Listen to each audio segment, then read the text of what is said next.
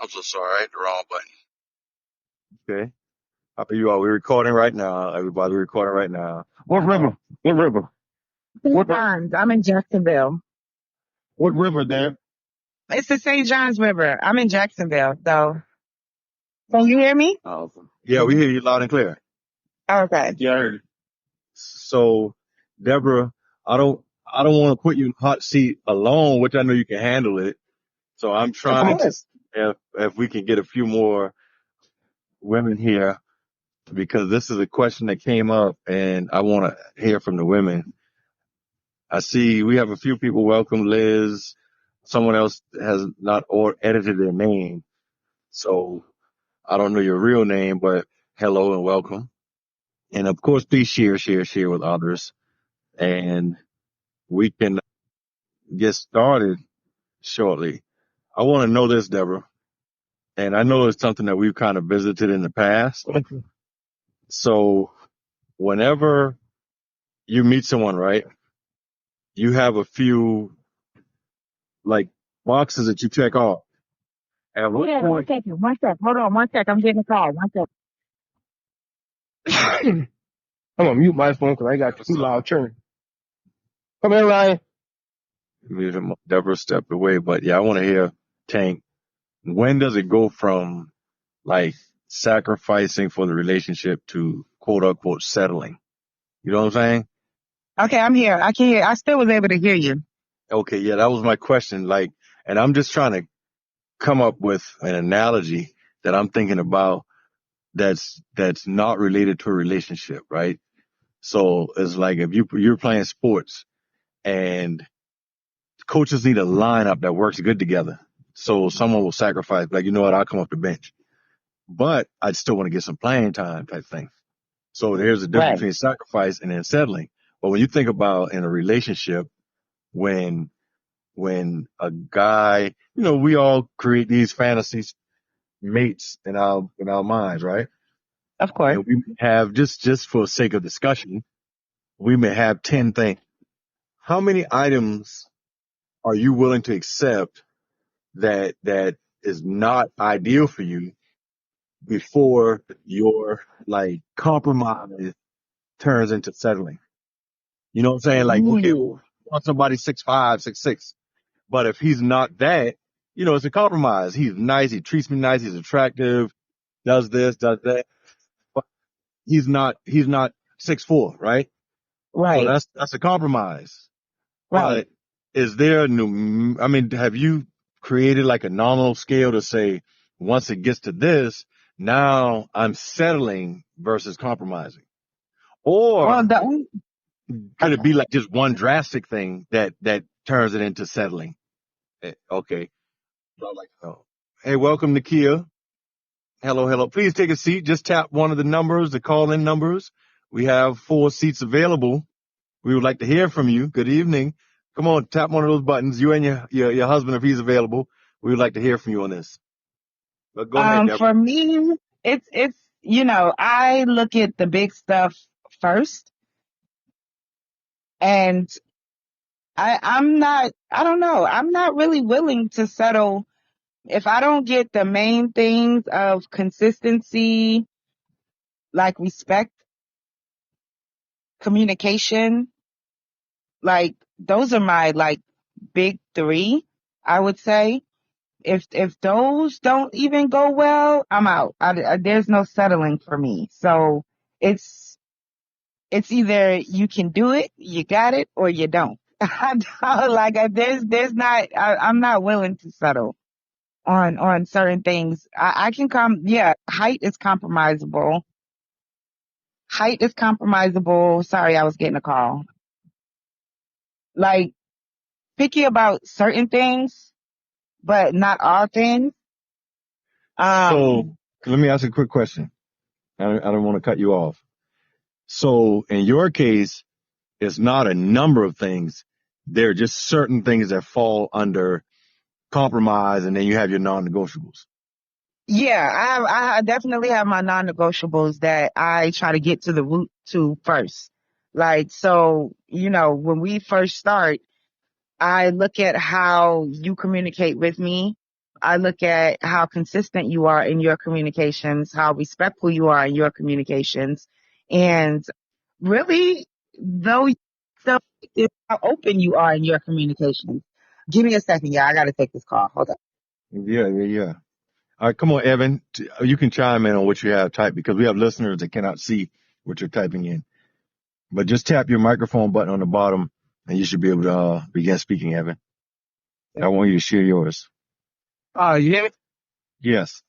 Yeah, I got to turn in the background so you got to bear with me a little bit. Hey. So I'll tell you. So I always thought that it was six things, right, with your relationship. I put it in the comments. You got physical, mental, emotional, sexual, financial, and then spiritual. I put religious for spiritual. Those 6 items they're like the backbone of it. Everything else falls over. She's like, if she's not 6'1", that's a physical thing. So what happens is when you start to compromise, you'll be like, all right, I can compromise on the physical, but the other 5 have to be there. Or I can compromise on the spiritual, but the other 5 have to be there. Once you go 50%, where you're compromising on 50%, then you're settling, in my mind. So that's yours. So you kind of have your categories and you're willing to compromise on 1 or 2. But once you get to that 50% mark, like 3, they don't check 3 of those boxes out of 6. And I just threw the number 10 out there to make the math easier, but that makes sense. Yeah. So those are your 6. But everything falls in that 6 though. Right. I can see that. The So, physical, mental, emotional, financial, the sex, and then religious. And the spiritual. Yeah. Yeah, and spiritual. Yeah. That's interesting. That's everything falls into that. And, to piggyback that, and I'm going to catch heat for this, but it don't matter. When you look at those 6 things, right, just say that you settle for somebody who has 5 of those 6, whatever one thing of those 6 that person don't have, that's what you're going to look for outside your relationship. Do you have to look for it like cheating or look for it like it could be in like a non-intimate part, like a non-intimate situation, like just a friend? It doesn't have to be intimate. I mean, okay. But that's what you're missing though. You get where I'm coming from? Like if that's what you're missing, then that's what you're going to be looking for. And when you're looking for, you're not going to be looking for somebody that has all 5 boxes plus that last 6 one checked off. You're just looking for that one piece. And that makes it a bit unfair. That really makes it unfair to the person that you're with, in a sense, because if your significant other checks all of these boxes and at one point they were able to check off that sex box, but something happened, right? Now you're going out to someone else to satisfy that, but that's their only requirement. So all they have to do is please you sexually. Yeah. And you're staying with this other person for the mental, the emotional, the financial, the spiritual, all these things. That's the only connection. That's interesting. I mean, I never thought about it that way, but that makes a lot of sense. Yeah, if you look at it, we get caught up in these situations. That's how you get caught up. I mean, I give it to you like this. Just think about it from, let's go emotional, right? So you could check off every box, but you're just not there emotional. They just want to go out, and it don't have to be a person of the opposite sex, it's the same sex, but that's what your partner is going to be looking for because that's what they don't get at home. And they could get it in the form of a coworker, just therapy, whatever, but they're going to go out to reach for it because those are the foundations of a personality and of a relationship and eventually of a marriage. I never thought about it that way. I can say because of the 6 he listed, yeah, anything. I mean, financially, I'm probably not going to go looking for that elsewhere. Like I would try to make up for that myself. I'm not going to go looking elsewhere for that. But I can see how it happens. I can see how it happens. I could definitely see how it happens. Religious-wise, those are your 6 laws of attraction. That's it. Right, but like but like, what if in the beginning everything was good financially, and then something happens to change that. Like, I'm not just gonna flip so quick and run somewhere else looking for somebody who can then get me back to where we were. I'm going to step up as that other team member and try to bridge that gap. So I'm not going to step out on that. I don't know. Me, I'm not stepping out on nothing before I have that conversation with you that I'm unhappy about how certain things or said thing has changed. Like, I'm going to have a conversation with you. I'm going to communicate with you first as my partner. And if it's something that you're not willing to work on, or, you can't change, or you're not, anything of that, then that's when I then have to make a decision if this is somewhere where I want to stay. I agree 100%. But then the conversation was also, at what point do we go from compromising to settling? That's the backbone of the conversation. So the thing is when you have a compromising situation financially, when do you go from compromising to settling? Well, when you see if let's say you lost your job, right? If you just get in a woe is me type of attitude behind that, and you're not doing anything really productive enough to get back on track, then at that point, if I stay here, I'm settling.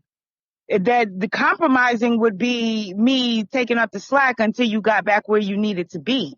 Settling is me just staying there even though you're not doing and not trying to do what it is that you need to do. Okay. So if I see that you're not putting in any effort and you're just sulking around the house and, you're not pounding the pavement and really doing your due diligence, I'm going to have that conversation with you. Like, I'm going to need you to switch some things up, because if we continue down this road, sister girl's going to be gone. All right. So let me ask you a question.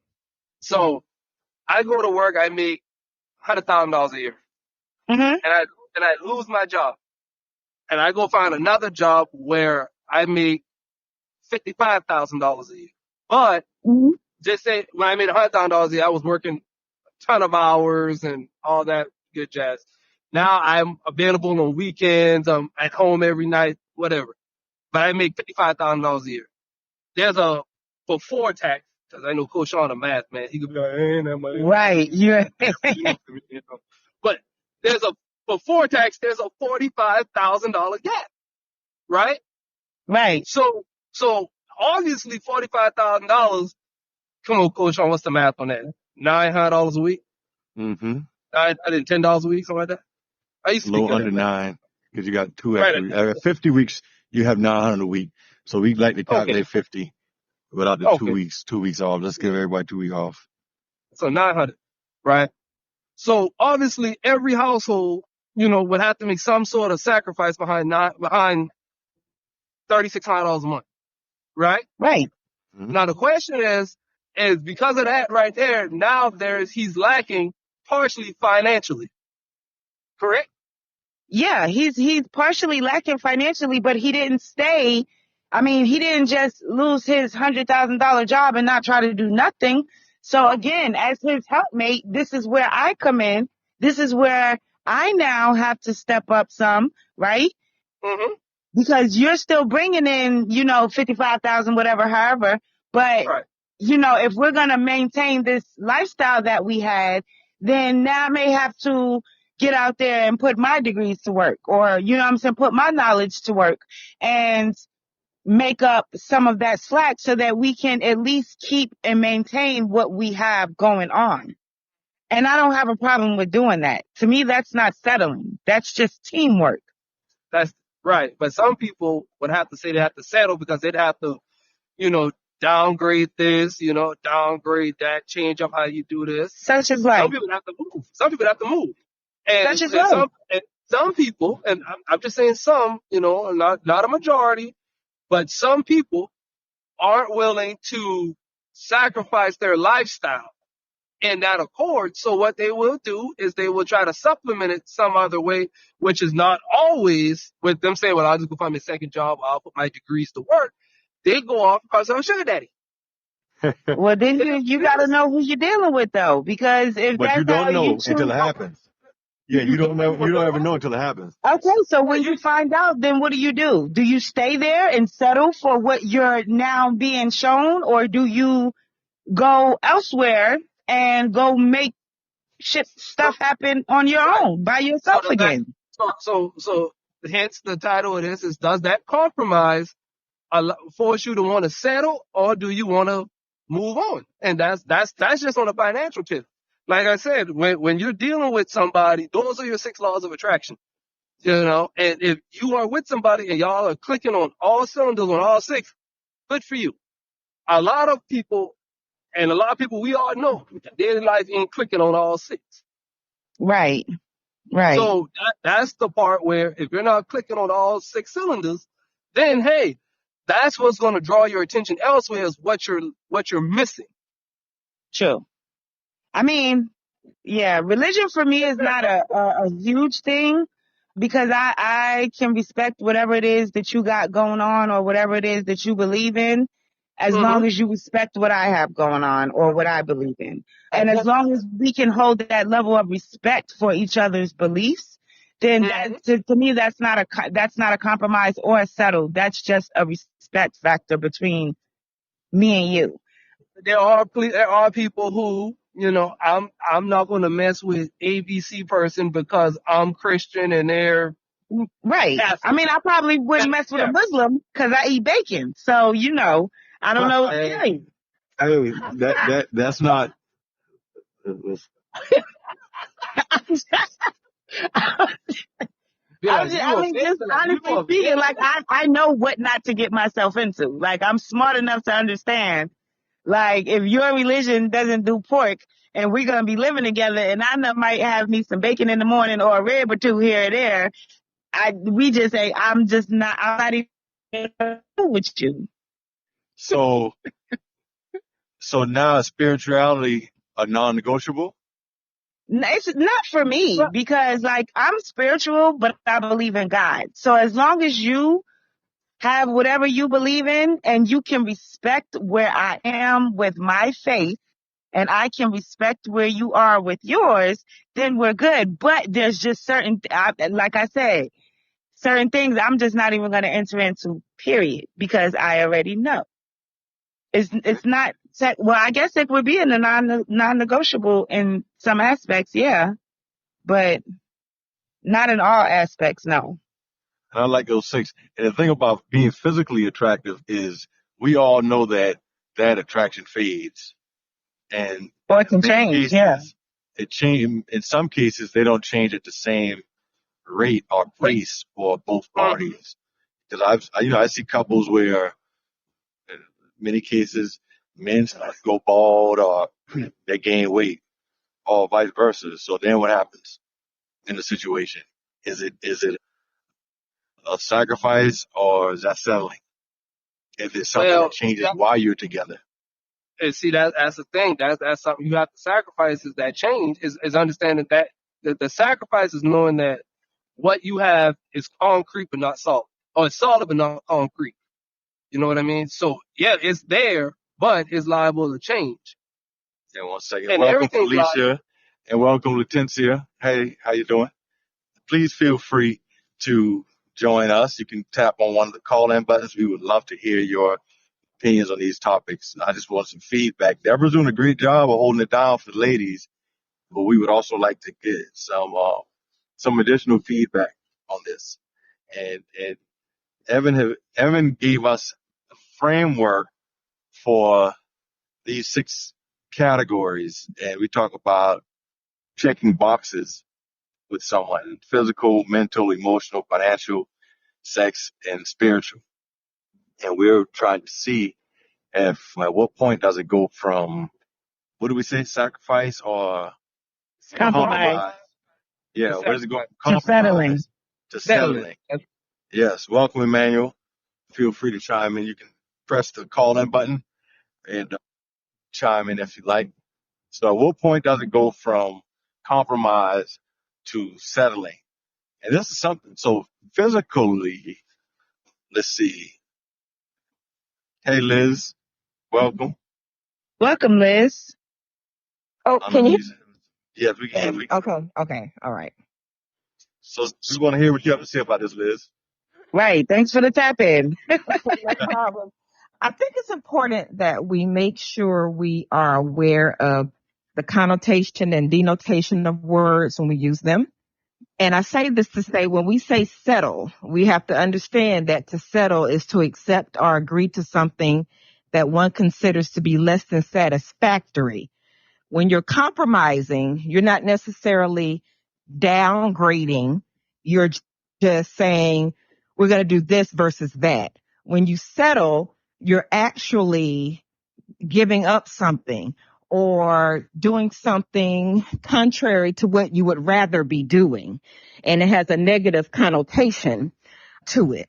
So I don't necessarily look at compromise as something that's negative, but I do look at settling as something negative. So I can't really compare those two things, if that makes any sense. It does. So I intentionally use those terms and wanted that connotation because compromise looks like, hey, we're negotiating. This is something that we both will do and it's not bad. But the term settling does have a negative connotation. And this aroused because someone was asked this question and woman responded that if a guy does not check all of her boxes, then she is settling. And I'm like, no one's perfect. And that is a hard find to find someone that checks every single box that you have. Like that's the ultimate compatibility and good luck for her with that. But So, technically, she's right. I think it's an impossible feat, but she would be right because if she is opting to, I guess in a way, I see what you're saying where compromise comes in. If she's opting to compromise and do without one of the things on her list, she is accepting something that's less than satisfactory, i.e. settling. So so now then, I don't think it's possible to find somebody that's going to check everything on your list. But, like you said, good luck to her. But so does so every one of these traits. I haven't taken the time to dissect it. And excuse me, I didn't mean to cut you off. No, you're fine. If do each one of these traits, can they be categorized as, can they be quantified or qualified? Because if we think about spirituality, right? If a person, okay, they're a Christian, that's cool, but they aren't all like going to the holiness place and 5 nights a week type thing. So, but they are Christian, they have your beliefs. Is that a compromise or is that settling? If we can kind of quantify their attendance or how much they do it.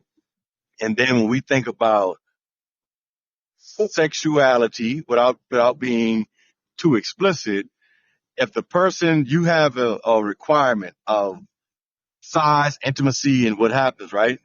Mm-hmm. They're able to do that. They're satisfying, but as a person, whatever happens over time, now it's not the 7 nights a week intimacy, Mm-hmm. but you're getting 3 to 5. Is But that settling or is that a compromise? it's settling if it's less than satisfactory to them. Okay, so if that they can be satisfied or if it's satisfying, then that's not settling. But when they no longer satisfied, by definition, we could view that as settling. Yes, if they're no longer satisfied but are continuing to engage in something that is not giving them satisfaction, then I think then you're settling. Mm. And I love definitions, so that way there's no relativity in what we accept. Like we just for the sake of this discussion, we're going to say that it has to be satisfactory. Anything where you're no longer satisfied, then that's settling for less than your desired satisfaction. Okay, I like that. Felicia, what do you have to say?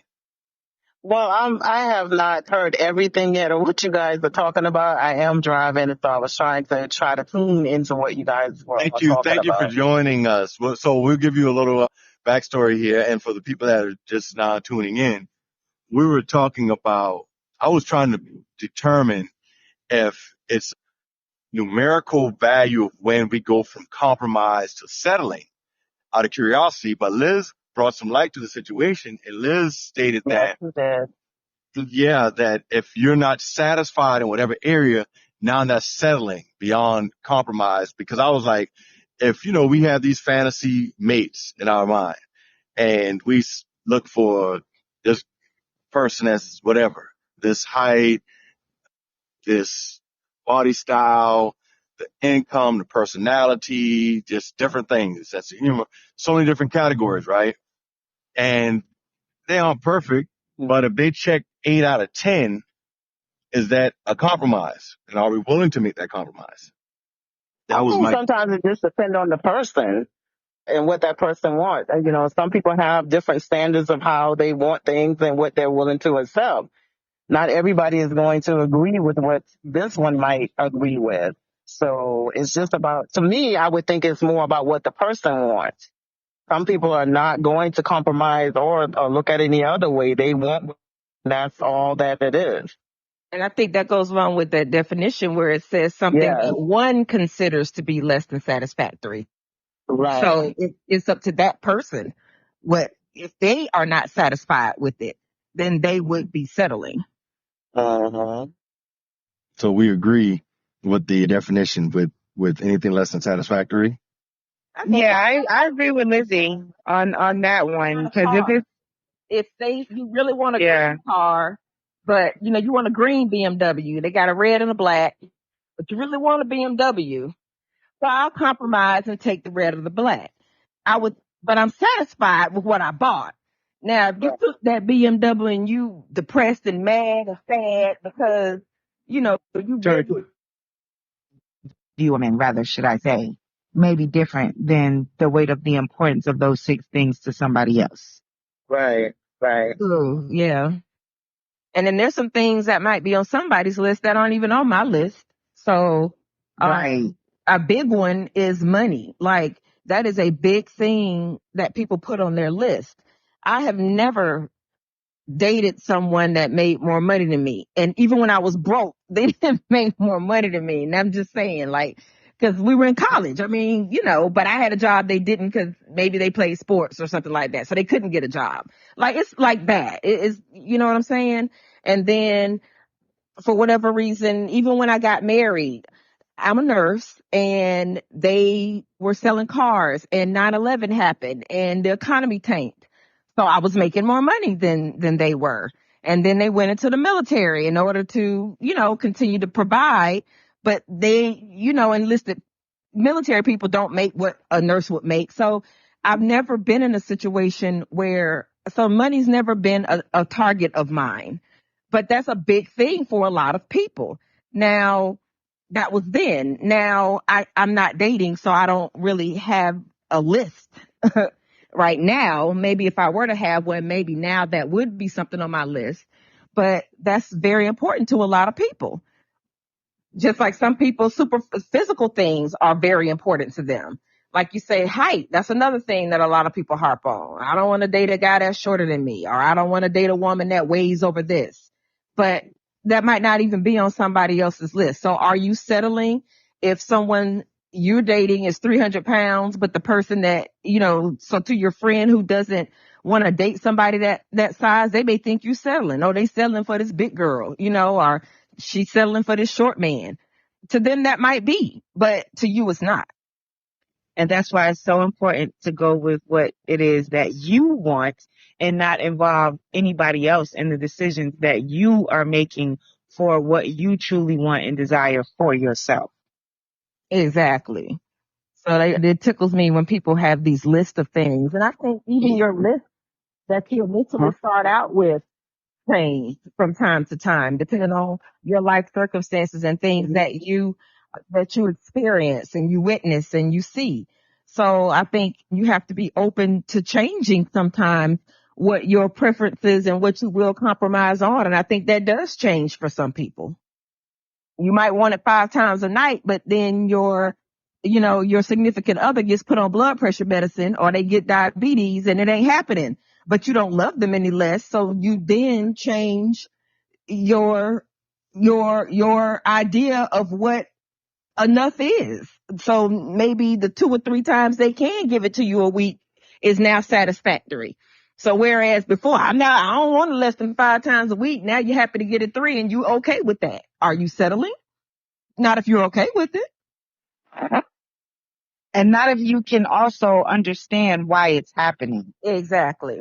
Like that is an important part of it, to know and understand why it's happening. Because if it's something that's out of your control that is happening, that puts us in this position where I have to, then rework or, rethink this list, then that's one thing. Then, like Lizzie said, it's not really settling. It's really just adjusting to what the situation is because you don't love that person any less. Mm-hmm. But if you are, if this is something that's within your control, nothing's wrong with you and you just stop doing what it is that you claim you wanted or you were going to do, then, we need to revisit this, have a conversation and see how we need to move forward from here. Exactly. Totally agree. Now, my question is, when does it change from being supportive to enabling? I've had issues with that. So, so children and spouses are mates. When do you go from, okay, I'm going to support my child, and so let's say they make bad financial decisions, and they come and they borrow money from you.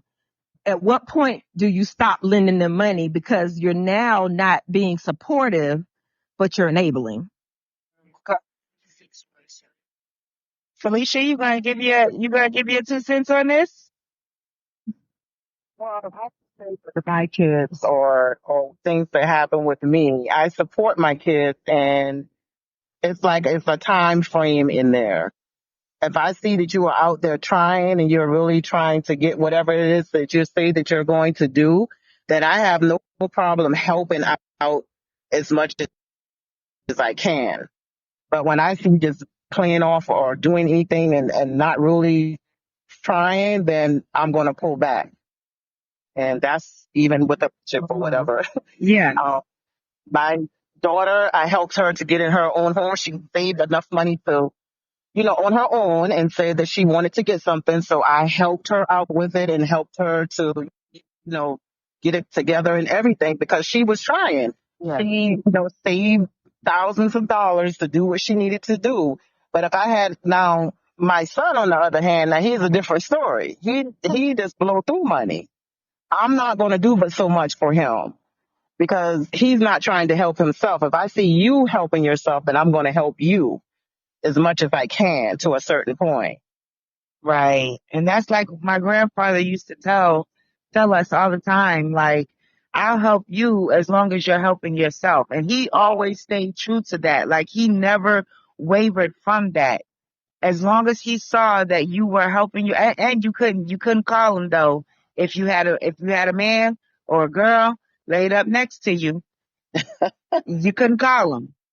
But if you were by yourself and you were trying to make stuff happen, he had your back all the way. Mm-hmm. And that's understandable. Mm-hmm. Yeah. So it really depends on, like I said earlier, how I use the definition, like my man lost his job.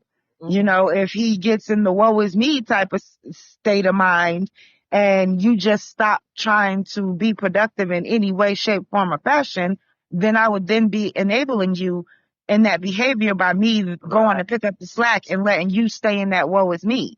But if I tell you, or if I see that you're out there and you're pounding the pavement and you're hustling and you're really doing what you need to do to try to make something happen, I'm going to step up because that's what I'm here for. Mm-hmm. Right. And that's going to be the support that I give. Mm-hmm.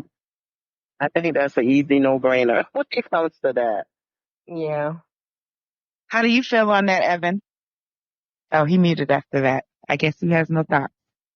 I hear about it. No, I almost hit a duck in my neighborhood on frustrated driving. Welcome to our new listeners. We have a few others here. Jimmy's here. Mobina's here. Someone else is in. And we're just having an open discussion today.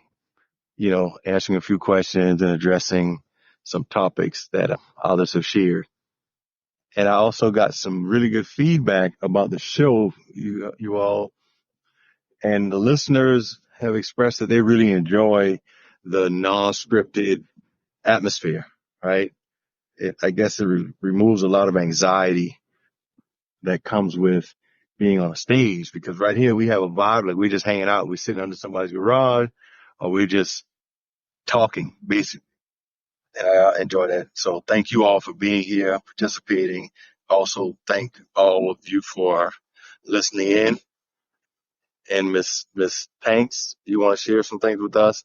And all of our listeners, our live listeners, you can also type message to us, and we'll have it right across the screen if you don't want to sit in. And again, Felicia, thank you for your insight as well. We always appreciate that. You're quite welcome. Yes. And I was being sarcastic. I'm going to tell them what we were chatting about earlier on Facebook. Felicia and I have mutual friends, and my partner's birthday is today. He turns 52. So I told his significant other to, jokingly, I was like, yo, but it really shows this sacrifice, right? But I was like, yo, get some fries, count out 52 fries, season them and bake them for him. We're going to cook 5 pieces of chicken and 2 pork chops, just something symbolic of his 52nd birthday, and shows that you put some thought and consideration into it. But at the same time, someone else was talking about, and I want to know your opinion on this, ladies, in particular.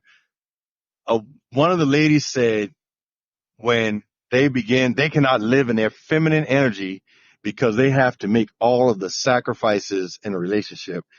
So they have to assume a masculine role, right?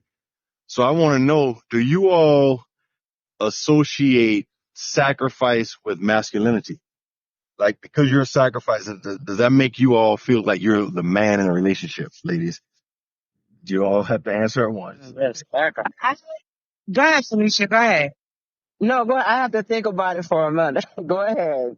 I don't I'll gotta get really with think you. about it because, I'm spiritual, so I work a lot with like the masculine, feminine energies. I do a lot where that is concerned. And the way I look at it is, that's a choice. If you're in a relationship, that's a choice that you're making.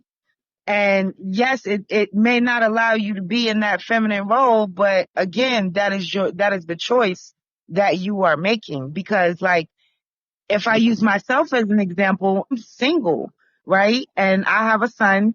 And so I have to do everything on my own. I don't have a helpmate. So not 90% of the time I'm in my masculine energy, because masculine energy is the action taker. You get what I'm saying? So if I don't take action, nothing happens here. But now when I introduce a helpmate into this situation, I should be able to release some of some of those masculine roles and step back into my nurturing feminine energy to be able to then provide that. And if the helpmate that I'm introducing into my situation can't do that, then there's no point in you being here. If you can't come in and take some of these things off my plate to where I can step back into my feminine energy, then there's no point in you being here. I'm sure. I think this is also another one of those times where I want to know exactly what it is she's doing that she feels is masculine, like what's Right. taking her out of her feminine energy. Because I'm literally, as we're talking, watching this program on Amazon Prime about tribes in Kenya.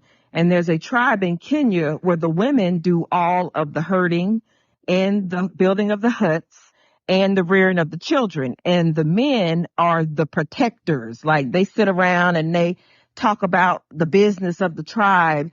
And, if any wild animals come in, it's their responsibility to kill the animals. I'm saying that to say, in our culture, a woman building the home is she calling that masculine versus, you see what I'm saying? So like, let's not make it so primitive. Let me bring it back to America. Okay. Is making more money masculine to her than him? Is the cooking or cutting the grass more masculine to her? Like, I need to know exactly what it is she's doing that she feels is so masculine, because there are very few things for me personally that I feel are definitively masculine versus feminine, to the point that if I felt I was doing it the majority of the time, I feel like I'm in a masculine energy versus a feminine energy, like breastfeeding or something, like, you know what I mean? Like, cause I'll go out and out. Like, I don't like, and I don't want to cut no grass. I will if I have to. And that is something that I would rather my man do, but I will do it. But I don't feel I'm being masculine by going out and cutting some grass, because the grass needs to be cut. That's just me. So I need to know what it is she's doing before I can, co-sign on her feelings. Right. And I agree with you there, Like Lindsay, that because too. like if it's something that you have to do, that has to be done, I don't look at that as technically being, masculine. It's just I'm the only person here that's gonna do it, and it gotta be done. But I don't feel like it's necessarily a masculine thing. But once a man does enter, there are certain things, like you said, I don't want to do this. Like, I don't like taking out the trash, but if my son is not here, the trash needs to go out, I'm going to take that trash out. Exactly. Do you feel like you're being masculine because you took trash out? Yeah, no, absolutely not. I feel like I'm protecting my house from bugs and stench, which is what needs to happen. So do we have gender roles? I think at a certain point in time, we did have gender roles, because there were things legally women weren't allowed to do, and men would be frowned upon if they did it. You know what I mean? If a man stayed home and raised the kids in the 40s and the 30s, then society in most cultures would consider that a feminine role. I think now it's not as, it's more common. It's not still not a preferred thing. But I know of two people in my own circle where the men have been like the house husband, because it didn't make sense for them to be paying all this money for childcare, and the wife was making the money, and he could be the person that got the kids to school. He cooked. He did that, but I didn't look at him as being feminine though. I looked at that as being a sound financial decision. That doesn't make no sense. You making $30,000 a year. She's making 90. Y'all paying 50 in childcare. Like, he doesn't have the skills to get anything better. They love each other. It works for their family. How is he less of a man? I don't get that. I don't think he is. I think if that's the decision that you guys are going to make for the household, then that's your decision for your household. Exactly. So nowadays, I think there's a fluid line of gender roles. It's fluid. And I think there are extremes of anything. Like I said, you men just can't breastfeed. That is a woman's job. It will always be, it will never be a man's job. He can't do it. So there's some things, and most women can't go out and lift, 1,000-pound bag of cement without, you see what I'm getting at? There's just certain things that physically men and women can't do that the other can. So there are some things that are more gender, what's the word I'm looking for? More conducive to one gender than the other. But I think that's fluid now. And like, back in the day, women weren't legally allowed to get jobs, or nobody would hire them. So you didn't work outside of the home. But now, working on, if I look, I myself included, I look at you sideways if you tell me in 2024 you ain't got a job, you don't work, and you over the age of, you not in college or trade school or military, like what? Like, yeah, so. We agree that in some instances they are gender roles. Mm-hmm. I'm just wondering, I need something a little more definitive as well on like what makes them say they're being masculine because they're making sacrifices or something like that. Yeah, I'm curious as to what kind of sacrifices they're making and I what am they're too. doing. And to the point where, again, if they're doing that much quote unquote settling, why are you there in the first place? Like, because it sounds to me, I would assume she's not happy. She's miserable. And that's what it's coming across to me as. So why are you there? So I think it goes back to how you were raised on a lot of how society has always had it. Different countries, different people do different things. And a lot of us were raised, the guys were outside doing the work, girls was inside doing the work.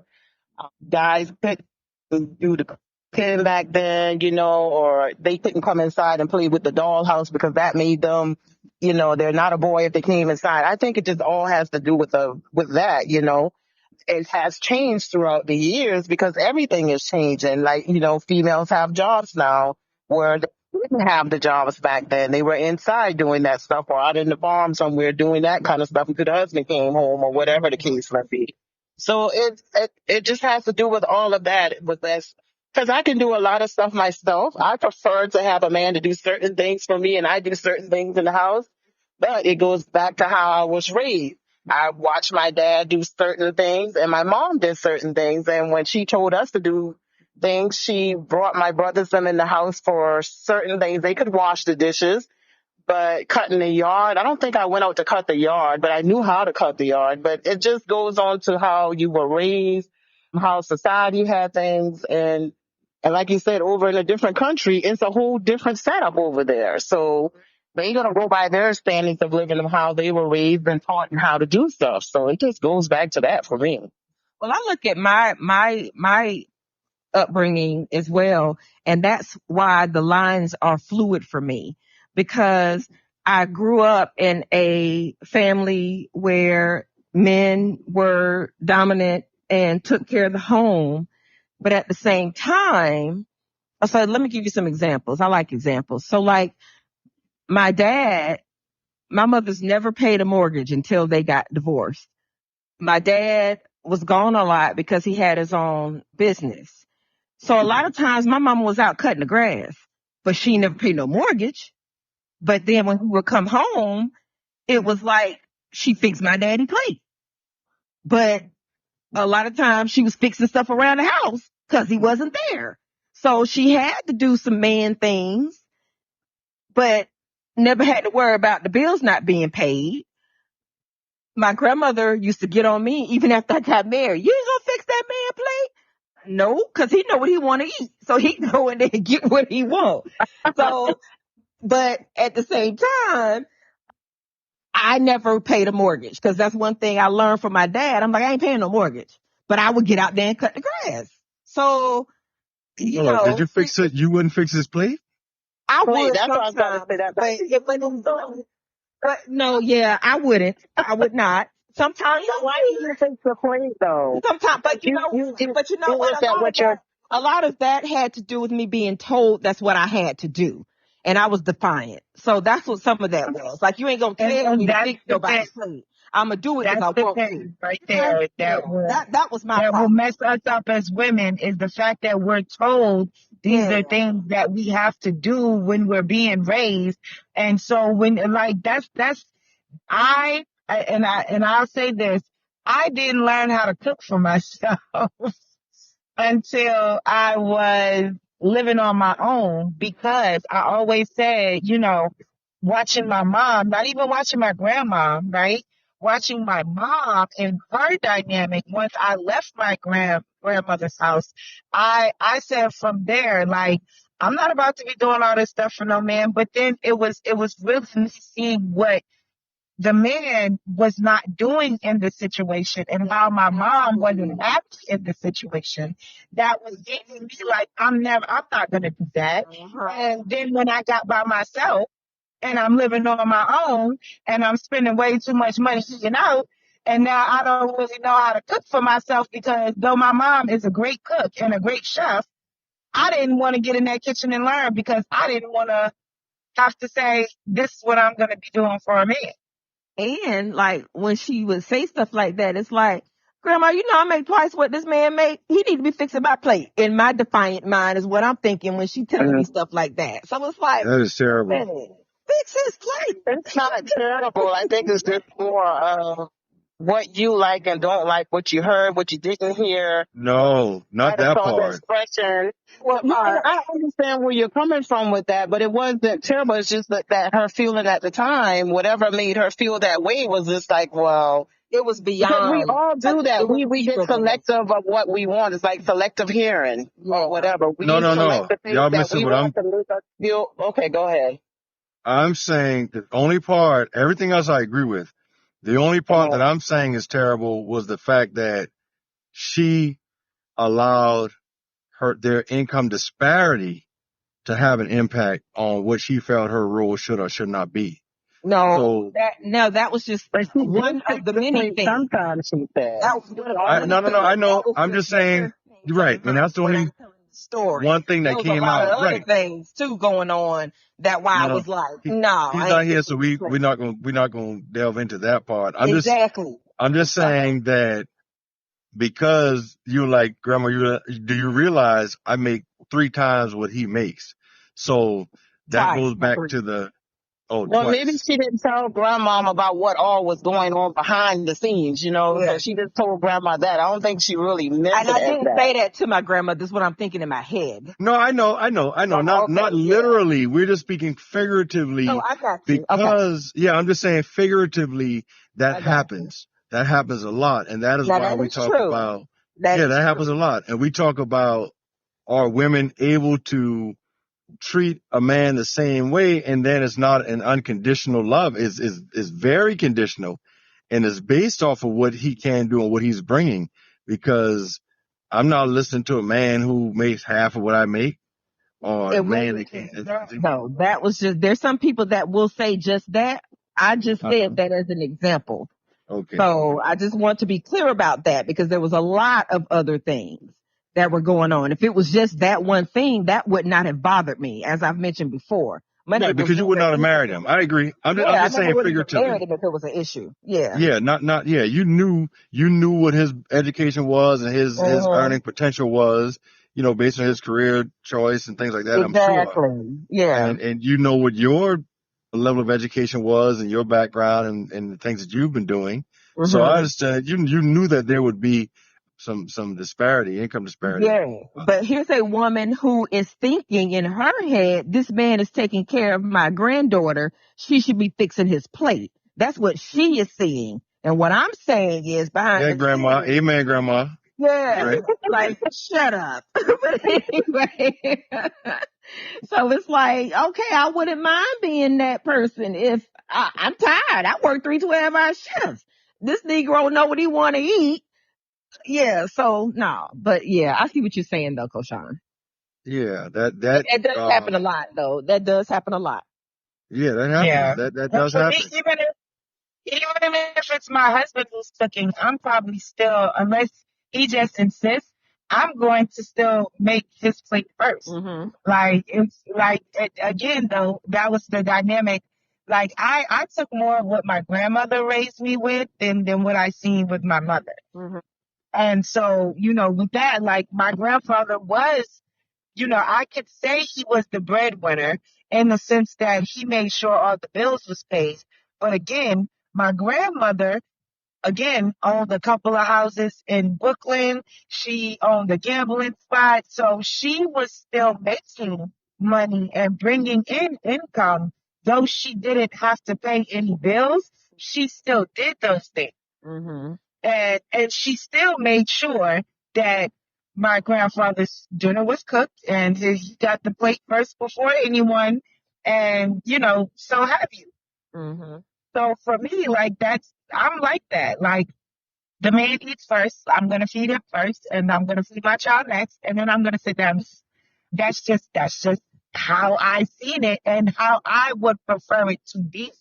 You know, now if you're just trying to cater to me in this night, honey, and you're cooking and you want to serve my plate and all, I'm fine with that. I can sit back and let you take the reins there. But it's probably going to be something that I more or less try to take initiative to do because, again, that's what I've seen.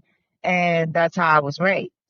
And my mom, and that comes from my father's mother, who had 5 boys and 2 girls, and versus my mom, who lost her mother when she was very, very young and was brought up by her progressive, dominant sisters. And she only had one brother who left home after he graduated high school and never came back.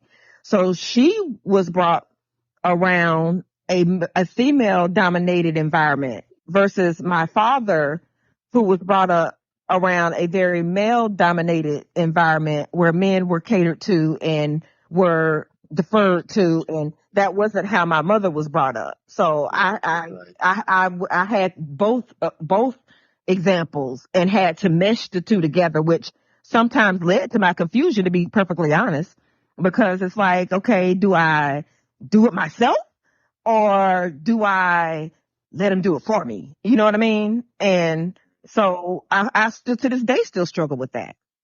I agree with you there, Lizzie. So, and where's your maternal grandmother from? She is from Atlanta. Well, right outside and your of Atlanta. paternal grandmother?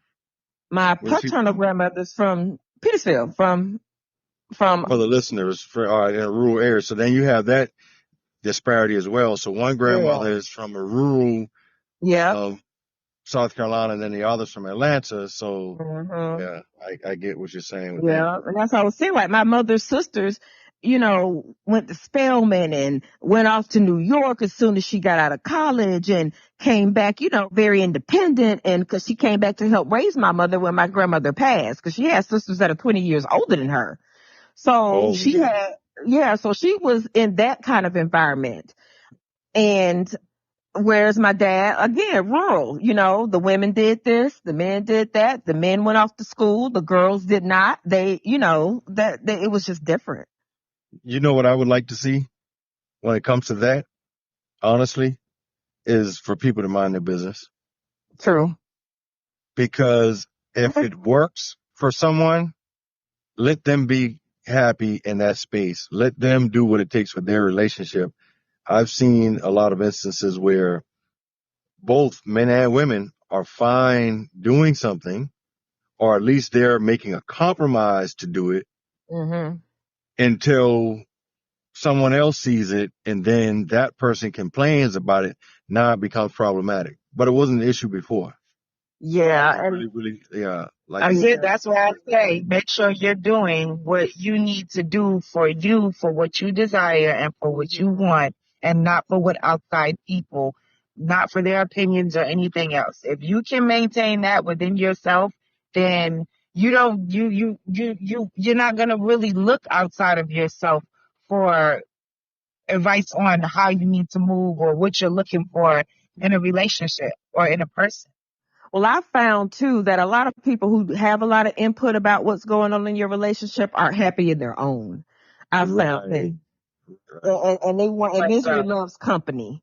Because if I'm happy and enjoying what I have going on over here, I don't even have time to even dissect your relationship. I don't have time for that. I'm old folks say. That's cool. I'm not asking your opinion about anything dealing with my dating. Right. Exactly. Right. So you know, I know me and my mom, we don't agree on that, and she gets mad at me with that. But I'm like, you know, Mom, I haven't seen you do a lot of things successfully because I haven't seen you really work on some of the things that you yourself say you want to change and you want to make a difference for when it comes to relationships. I haven't seen you even begin to make those changes. So why would you be the person that I come to ask for relationship advice? Yeah. I can't. I would be a dummy if I did.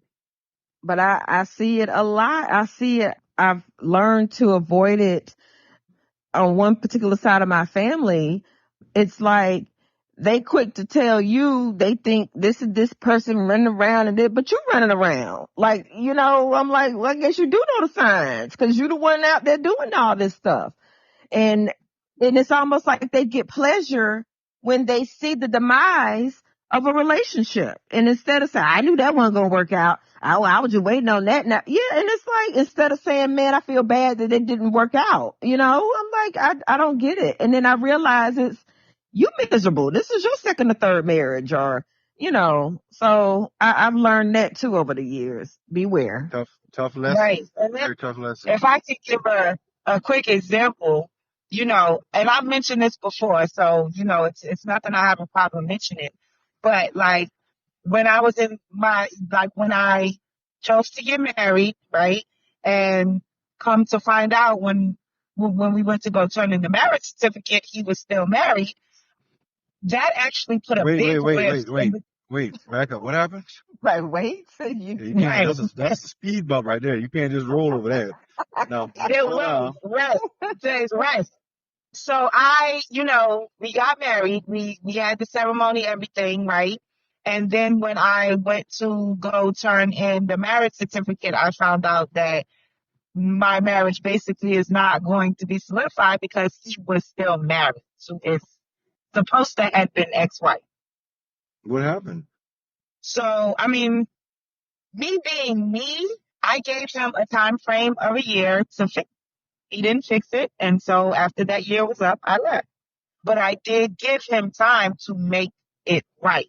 I didn't just want to walk away without at least giving him that opportunity. I won't get into all of the gory details, but what actually wound up happening was, unbeknownst to me, he knew he was still married. People in his family knew he was still married. But I became the villain because I cooked up this whole scheme to get them to pay money and come to but for the life of me, I couldn't understand it. I couldn't understand how I become the villain when I'm really, like, I'm the victim here. Yeah, you're but now I'm the villain because y'all think I'm in cahoots with this man because you guys know him in a different way than I do. I've never seen that side of him. So I'm not knowing that he's capable of what you guys know him to be capable of. And so now I'm being villainized because you think I'm on game or I'm on board with what he's doing. First of all, I was embarrassed. Yeah. I was embarrassed. I put photos on Facebook, everything, when we did this wedding and when we got married. Or when I thought we got married. You get what I'm saying? I had family come from everywhere. Like, what scheme am I cooking up here? Exactly. I'm Why sorry. would I do all that if I knew? Yeah. It's not a funny situation, but you said, you talking about when I got married or when I thought I got married. Right. But you pushed me away from my family because the same people who would think so low of me, you're people I don't even want in my life because clearly you don't know who I am. Exactly. Clearly you don't know who you're dealing with and you don't know the integrity that I hold within myself, that I wouldn't even stoop so low as to do anything like that. But in this moment, I learned just who this man was, whereas the mask that he wore didn't come off till that moment. Yeah. And that's why I took a big step back. And that's why I am the way I am now. And the way that you hear me talk on this podcast, Koshon and all of that, like, it changed me. It changed the way I look at things. It changed the way I walk into a situation and the way I move when I'm in that situation. That's understandable. But of course, and it also changed the people that I have in my life. Yeah. Because I had to remove some people from my life, and some of those people was family. Yeah. Well, that goes back to the whole, your experiences shape who you are as you move through life. Yeah. But one thing I did vow to do is still stay open, like stay open to love, stay open for love, because I don't want to become bitter, nor do I want to, close myself off to the point where I don't get to experience life. You know what I'm saying? Like, the way I look at it, like, we are souls here on this earth having an experience. And so if I close myself off to the experience, then I'm not really living. I would agree with you on that. I'm still stuck on this whole, I thought you were married. Man. I was stuck on that too for a while, Koshon. It was like now I should joke about it, right? Before, it was such a sore topic, but now I can actually laugh about it, joke about it, and I don't feel no type of way about it because I've healed from it. This was just in 2020. Well, actually 2019. Then 2019. you're doing very well then. Yeah, I mean, to lean into my spirituality a lot and my faith in God a lot. But again, that's what helped me, you know, get where I am now and really keep the mindset that I have. And that's why I said, like, when we were on the podcast Friday, Koshon, and you were saying what you said about betrayal. That's why I said what I said about, but did you die? Because if you didn't die, then that means you can push through this situation, baby, and you can come out better on the other side. Yeah, I didn't realize that you had went through that when you were like, well, did you die? So Yeah. let's get So that's what I look at. our listeners caught up on this for a second. We were talking about the betrayal of sharing information, right?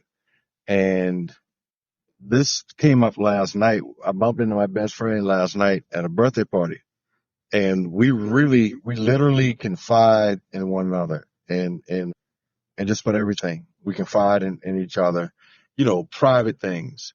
And his wife and I are also like siblings. We're to the point where I talk to his wife about some things that I don't even share with him, which I will, but in they pillow talk, I know that they do. You know, they've been together for 30 plus years as we were in high school.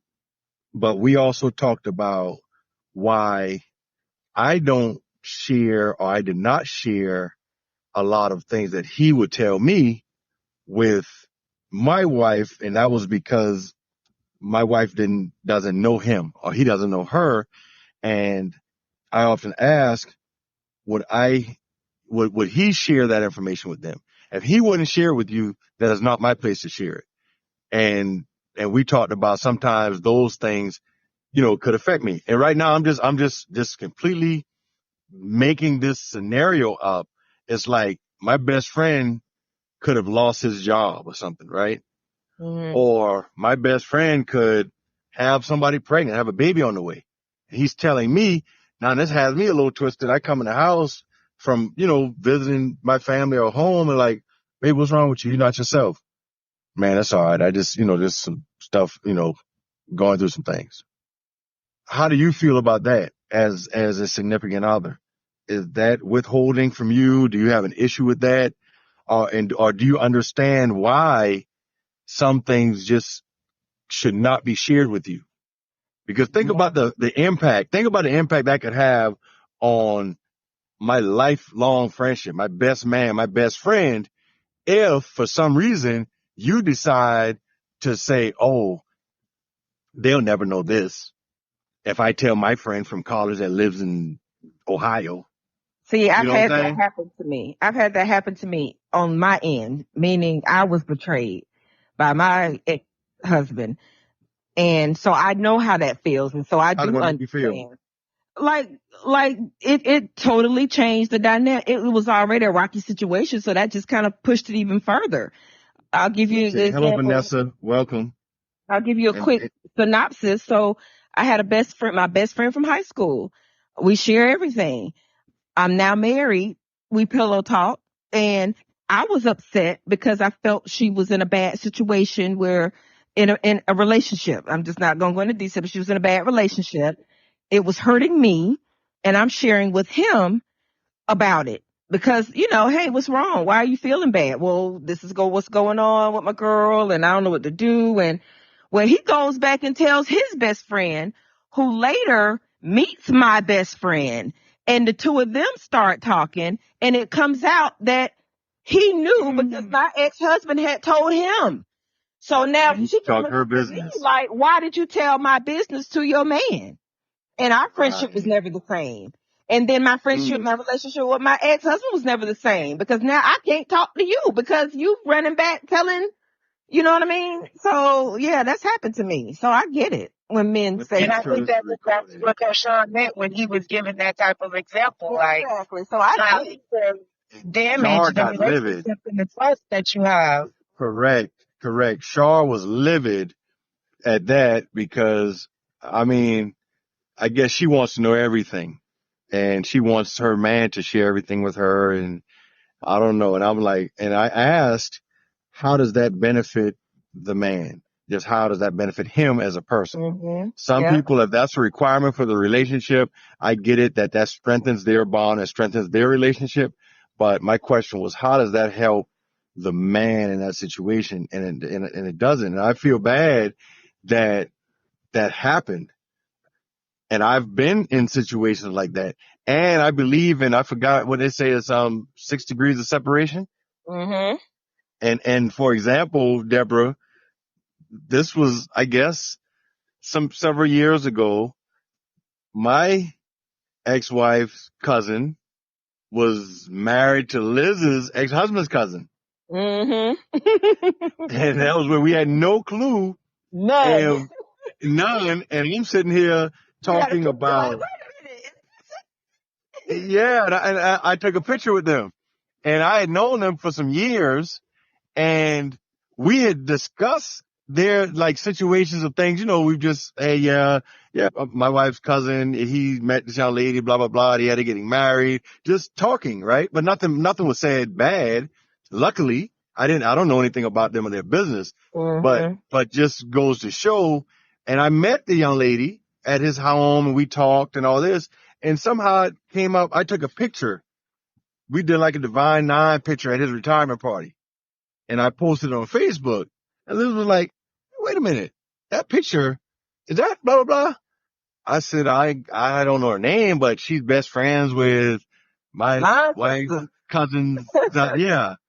And it happened to be the same person. And on top of that, at the time, my wife's husband went to school with Liz. They all went to the same high school, all ran track in college, these Olympians, all this good stuff. So again, you don't know, who knows who. And that's bad. And it could be very, very, very detrimental. Like, especially when it comes to relationships, you can do or say something that could bring an end to an entire relationship. Yeah. Cause I lost 2 relationships in that situation. Really. Yeah. And we have a new caller. Do we give them an opportunity to chime in? We have a new caller. Please. Go ahead. Hi, everyone. Thank you for inviting me to speak. So, like you were saying, Koshon, you had said, like, how is that helpful to the male, right? How is that helpful for him? But like, my question would be like, how is that actually helpful to her? Like, how does that help her as a person to know every single thing that he knows in life or every little bit of business that he has in life? Right. Okay. Like, so I am, you're asking a great, great question. And this is my personal opinion based off of what one of the listeners said to me, because every show I'm sharing and I'm asking people for feedback. My goal is to make the show better, right? So this is something that someone else said. They were blindsided by someone they were in a relationship with. So that desire is coming from a place of trauma. They were blindsided. They were in a relationship with someone and found out some things. So that this other person feels like they just want to always know what's going on. I haven't taken the time to ask Shar why. I've not asked her personally, and I don't want to make the assumption that is where it's coming from. But for some reason, it's like you always want to know what's going on, just like a person that may have been cheated on. Now they always want to know the whereabouts of their significant other. But see, that's why I don't fix that plate, because he done told all that business. You brought in, you telling my business, see, she know all that. Hey, he is not here. We do not allow that. He is not here. And so we don't have W-2s. I've been in relationships. You know W-2 when you ain't got no job, Craig. Shit. See, I've been in relationships where my significant other has earned more than I did but it all balances itself out because you know me, when she's shopping in the mall and buying $500 shades, I'm getting dressed at Costco. So at the end of the day, we're still gonna have the same. But again, thank you, Ms. DB, for your feedback. Thank you for that. And yeah, I also want to know, so how do you feel about the need to know or sharing pertinent information? Or when your significant other is going through some things, would you understand or accept when they're like, not wanting to share what they're dealing with? Absolutely. Absolutely. We have to learn to give people space and give people grace, right? Mhm. You require the same thing. Like some things you go through require a processing time. You got to work them out within your own mind and your own heart before you bring them to the table of another person. A lot of times, sometimes you don't even know how you feel about a thing. So yes, absolutely. That same thing that I would want someone to give me, I require that just as a human being. I, I 100% would give that to another. So I do understand if you need to take time, and I do understand if it's something that you decide you just don't want to share with me. Hmm. Because you have those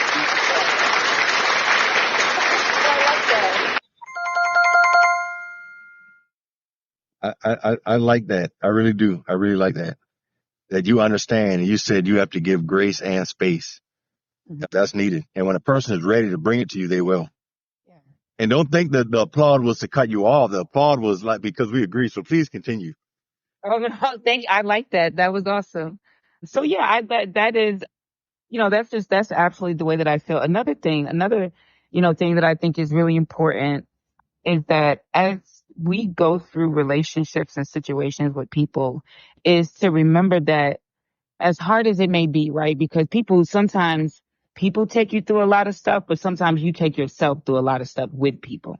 So it's not always them, but you have to remember too, though, that each person that comes into your life, whether it's like a romantic relationship or otherwise, is really an opportunity for you to see yourself and to know yourself better. So like when, maybe that relationship doesn't work out or, it ends, but it's always a great opportunity to like really look in yourself and figure out, how you need to maybe improve, how you need to walk into your next situation, you know? And like at this age, I don't know how young everyone is, but I just believe that each one that you go through, you should be getting better. You should be taking more time to really examine what you would like to experience and then take the time to see if this person, whomever it is actually fulfilling those experiences with you and you with you as well. As far as the age goes, these are I'm probably we're all late 40s, well 40 between 40 to 50-ish. But we have had a few younger guests that we welcome in, and I like that. I call one of them my nephew.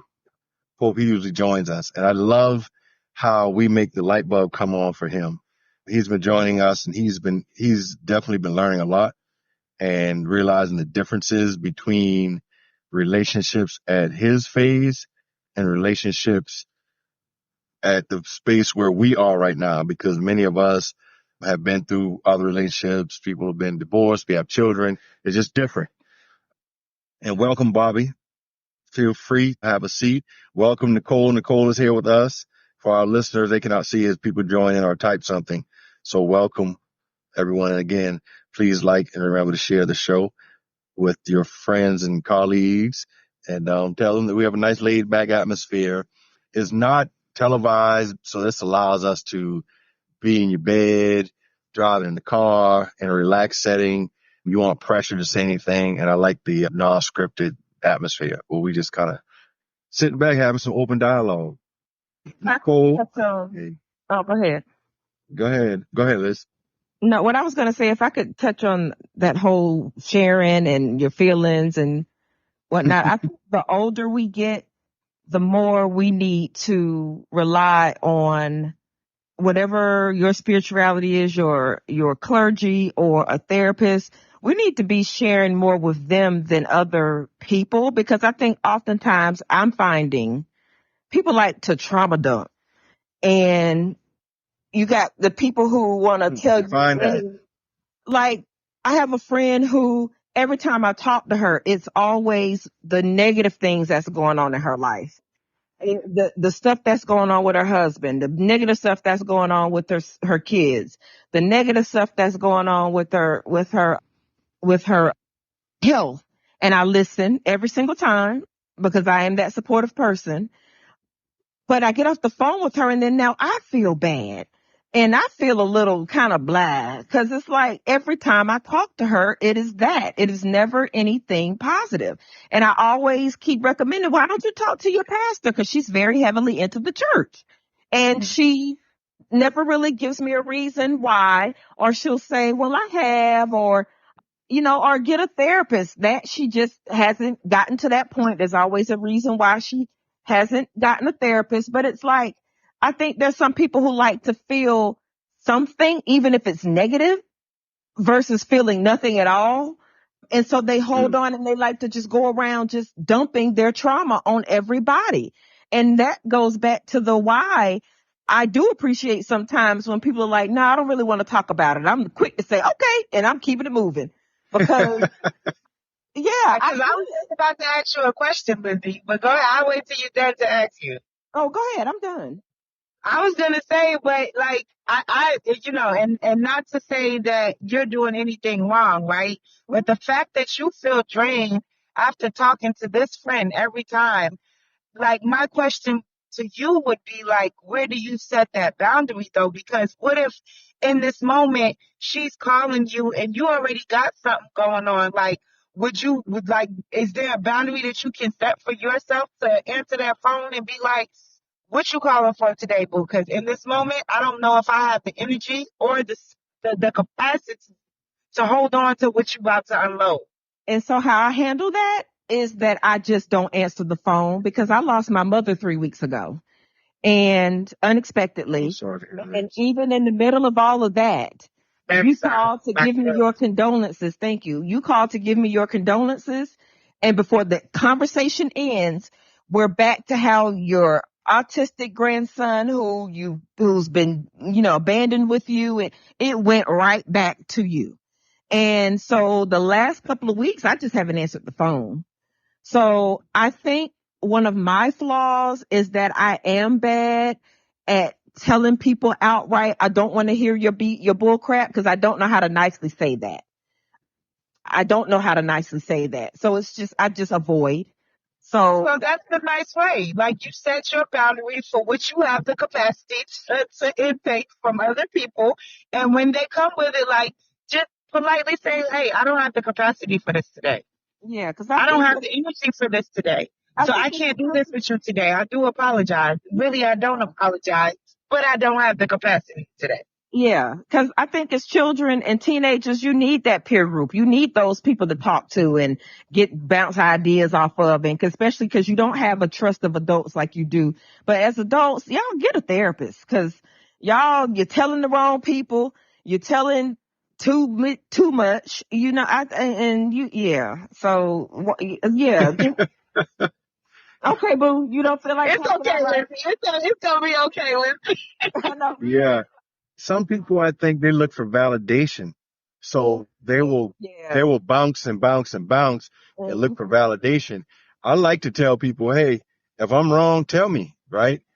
I will have a logical explanation as to why I said something. But hold on, Miss DPE, what would you like to be addressed by? Because that's just generic letters that appeared when you didn't edit your profile.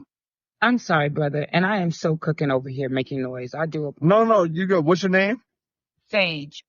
Sage. Okay. So we'll know what to do. That's my sister. That's my sister, girl. Hello, Sage. Hello. How are you? Doing well. And just getting caught up. Bobby, Nicole, a few of Felicia, Latencia. What we talked about earlier was settling versus compromise. And I like to personally, and Liz, I think will agree, we like to have definitions, right? So things aren't just relative. We want to say, these are the categories that we're considering when we talk about being with someone.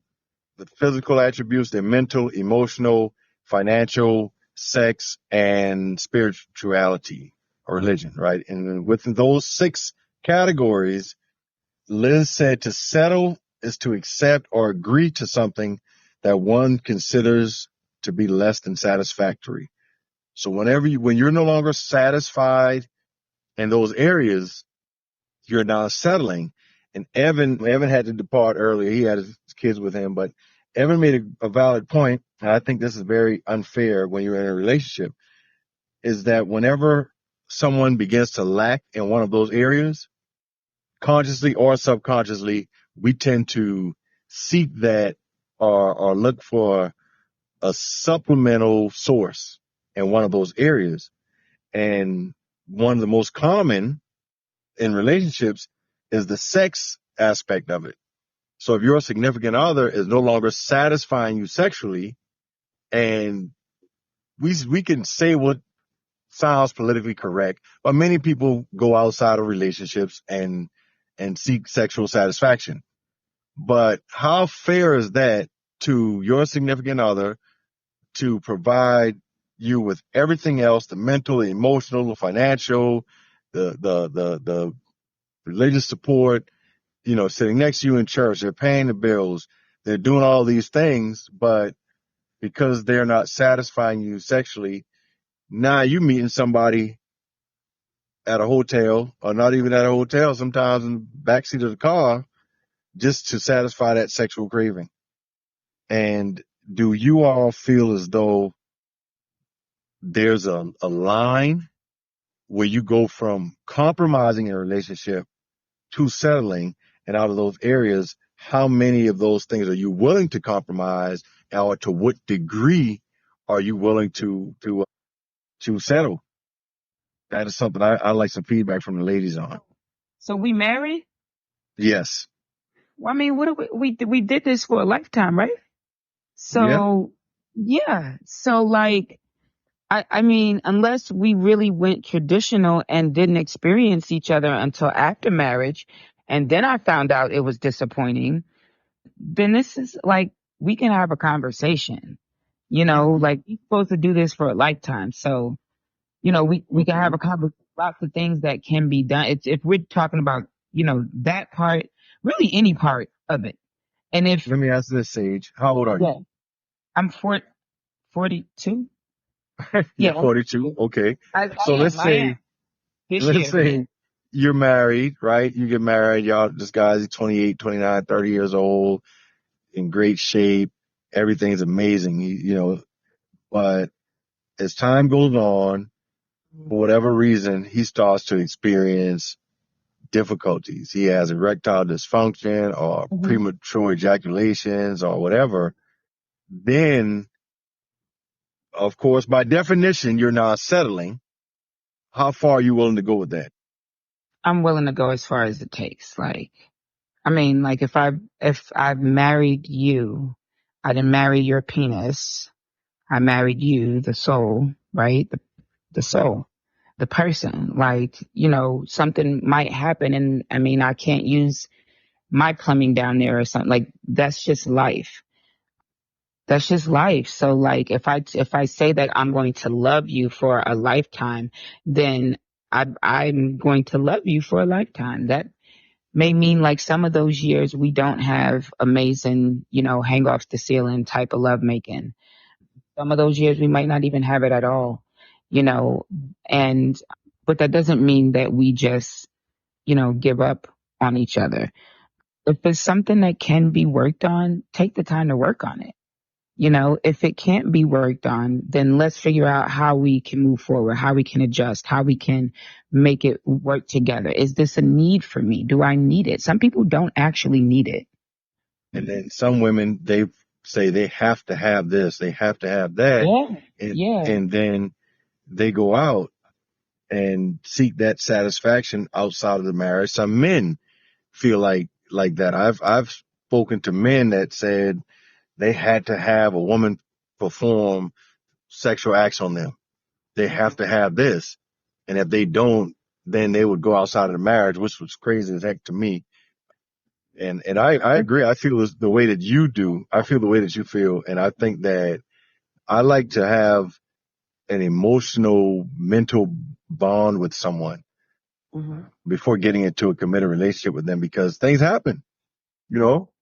Right. And then, but think about this. Think about where you're putting yourself, because what I've seen in my experience for a lot of women or men who have that mindset of, I have to have this certain thing, you go find somebody with that certain thing. But what else does that person that has that certain thing, what other negative things now are you dealing with just to have that certain thing? They don't care. Like if And we're then that's gonna, not fair to the spouse, because but, I've seen it in those areas where they just go to that other person for that. That's it. right, but let's speak. Let's say financially, right? Let's say financially, I gotta have this man that makes these six figures, right? So you get that man that has those six figures. So now you happy because you got that man with those six figures, but that man is also going upside your head every night when he comes home and taking that stress out on you, and the stress of his day out on the top of your head. But you got that man that makes six figures though. Oh yeah, I've So seen that. what are you, what are you getting for that? I got to have this mindset. Well, I've had friends that, and not a lot, but more than two, that have been in relationships where they were financially stable, and it stemmed from their upbringing. They felt like they grew up poor. They did not like it. They were determined to no longer be poor, and they work just that their jobs does not afford the lifestyle that they want. So they're with someone that can give them that lifestyle of glamour, and they're willing to, in their minds, compromise, because there's no level of satisfaction in their eyes with how they should be treated, because I guess they may not have seen it in the past. So they have no reference point. And they feel like, well, all of my other relationships, these guys mistreated me or verbally abused me. So if I'm going to deal with it, let me deal with it from the guy that's making six figures. Let me deal with it from the guy that's putting me in a big house.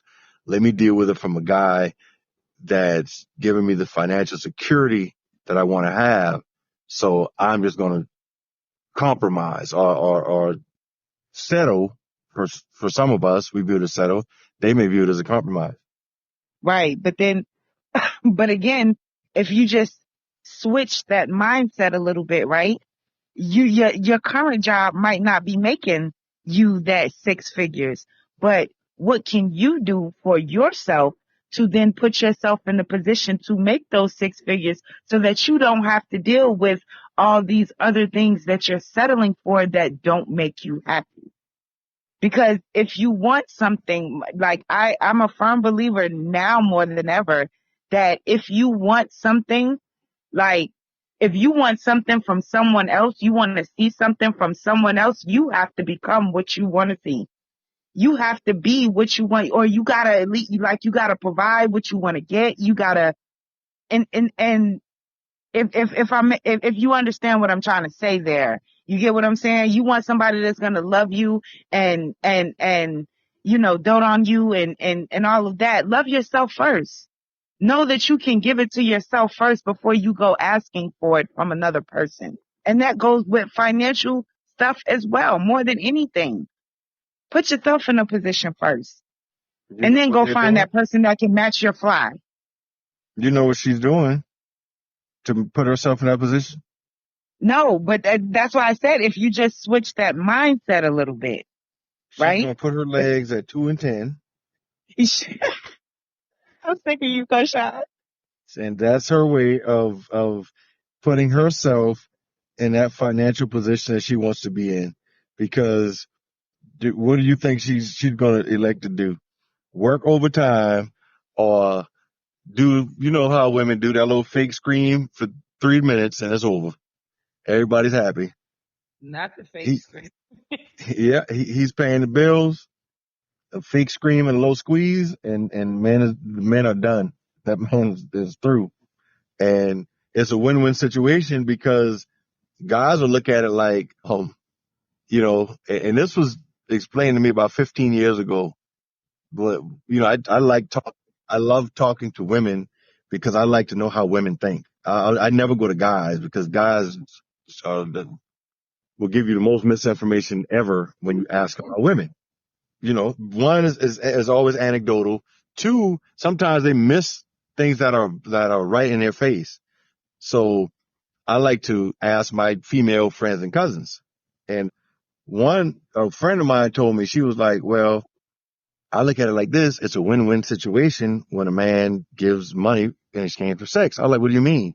She said, she told a guy, if you're going to get a hotel room, go out of the house, meet somewhere, grab a bite to eat, you spent $100 to $200, right? She was like, why not meet me somewhere? I could bend over, get on top of you in the back seat, and you just give me the $100. We both satisfied. I can get back home to my kids, and you saved $100. It was just that simple. Everyone doesn't look at it that way, because sex is emotional and all that stuff, and they need affection. But for others, it's a business. So it was a win-win in both cases. So I can see how people would be willing to sacrifice themselves for a better life, per se, versus Deborah wanting to go out and work overtime. Deborah about to lay out a blueprint for them to improve their lives. She wanted them to go back to get a master's degree, update the resume, apply for raises. Listen, I'm a Virgo, baby. We are all about the dollars, okay? We are all about perfection, like perfecting the situation, finding the solution to a situation. Like, we are very analytical. Like, I am very analytical. So if, like how we were even discussing, how we were discussing that unloading your feelings or telling me what you going through.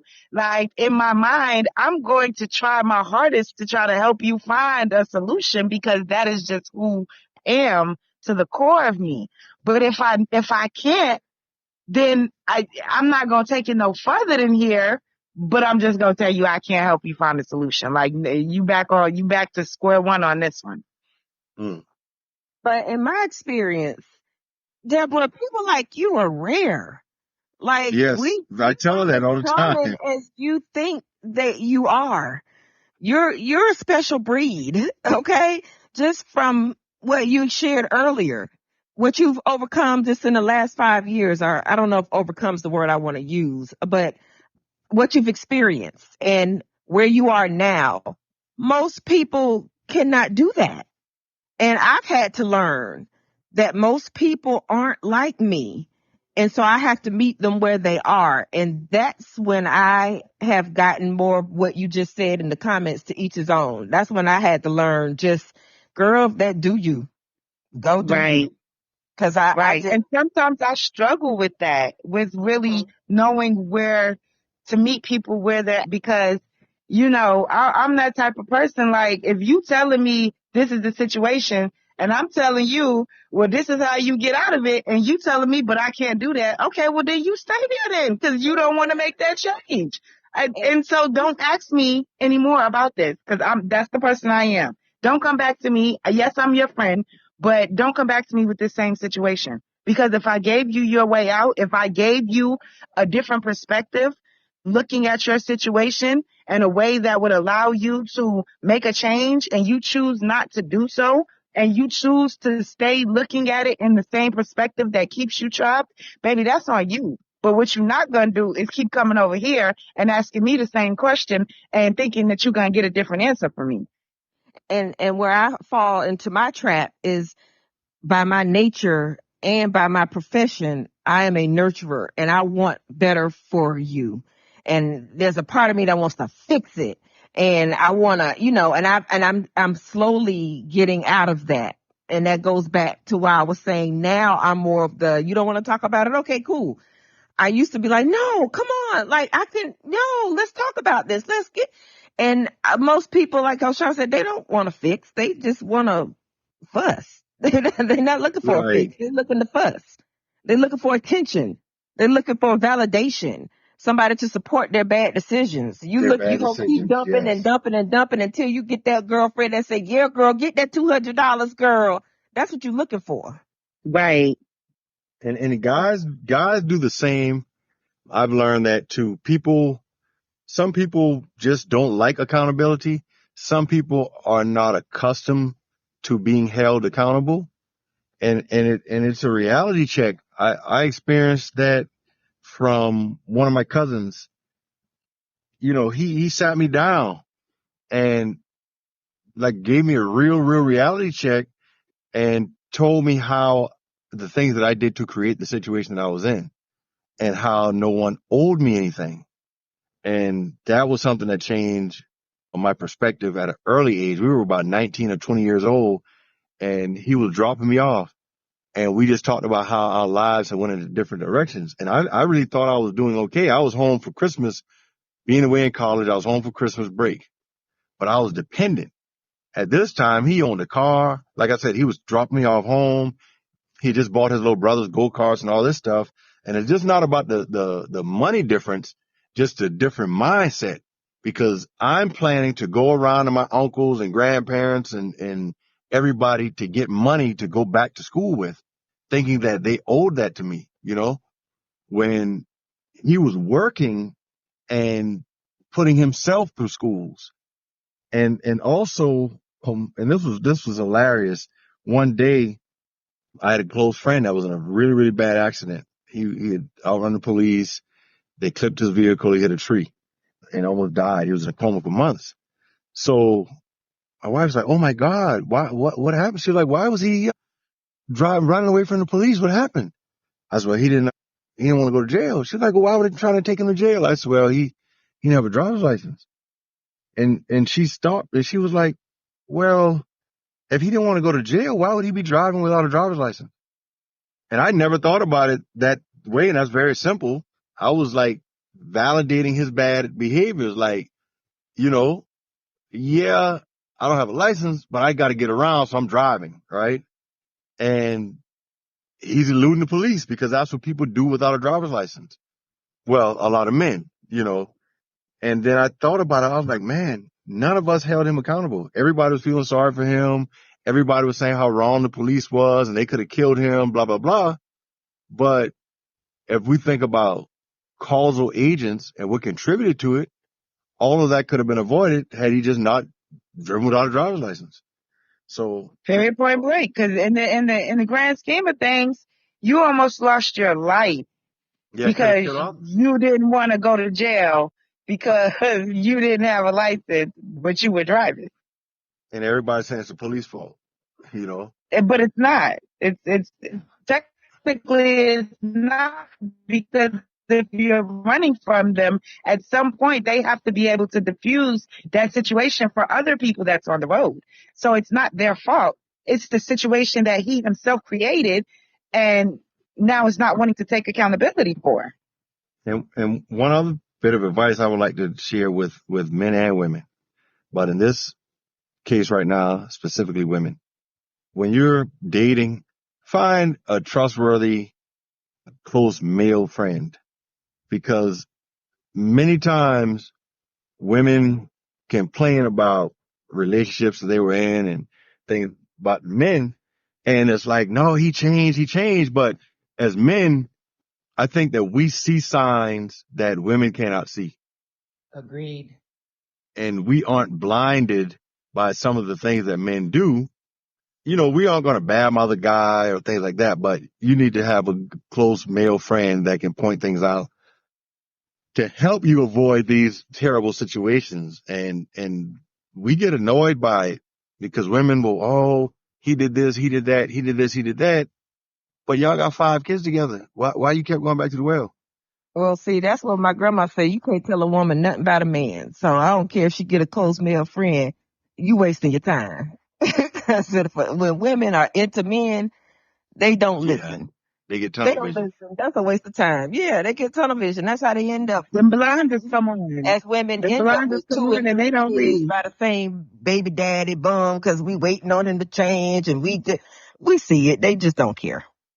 So then why complain so much about it.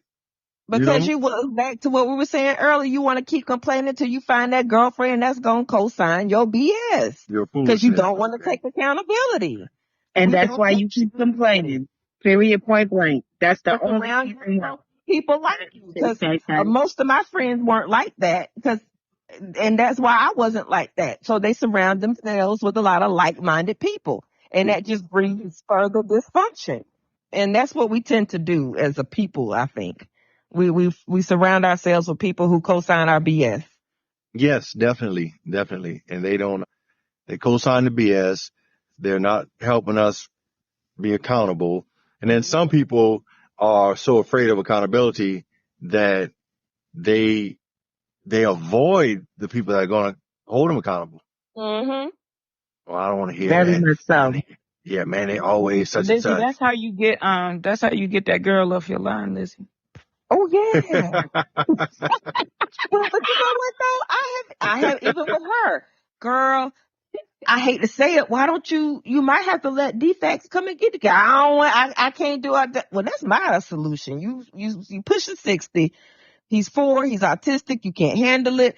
The son's on, just you going on and on. And I'm like, well, what about rehab? Well, what about and she, well, so yeah. So I just don't answer the phone. But I have tried. But again, it's, she will go a few weeks and not call probably because she don't want to hear it. And then, yeah. But no about it. Draining. Yeah. That is draining. I try to use a formula that I adopted professionally when I used to observe educators. I would do 3 to 1. So if you want a teacher to improve, you can't just bombard them with 10 things that's wrong. And people outside of education, they do that. Oh, she couldn't even do this. They didn't have that. This class was this, blah, blah, blah. Well, if they could improve all those things, they wouldn't be in the position they're in. And improvement and a continuous growth model is a process. It's not an event. So I like to say, let's tell them 3 things that we can glorify and then 1 area of improvement. So when I come back around a month later, we can try to improve 1 more thing. And if a person can improve 2 things every year, imagine how great of an employee they'll be after 5 years. And that goes in any profession. And if I'm glorifying them about 3 things, whatever it is, they no longer get anxiety when this person comes around that's observing them. And they like seeing me. So you can try that with friends as well. Oh my God, the 2-hour time frame. We're all going to get cut off unexpectedly today. We have our closing 2 minutes, everybody. So please, your final words, thoughts, questions, and opinions, please get it out now. We're down to 2 minutes before the show ends. Great show. Be accountable for your actions and what you create in your life. Set your boundaries for yourself so that you don't take on other people's stuff. Liz, closing words. Nicole. Oh, I ditto everything that they've said. Actually, I can't think of anything else. Montrese, welcome, Montrese. You're welcome to chime in. Bobby. I think Nicole's busy because Nicole normally has some things to share with us and some things to say. Oh, fix that man plate. That's my. Yeah.